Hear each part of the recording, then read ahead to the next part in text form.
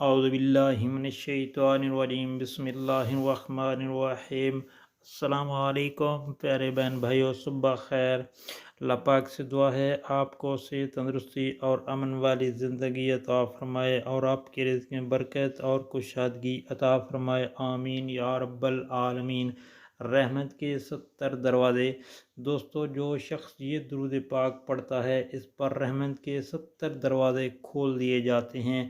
پڑھنا کیا؟ بسم اللہ الرحمن الرحیم، صلی اللہ علی محمد، صلی اللہ علی محمد، صلی اللہ علی محمد۔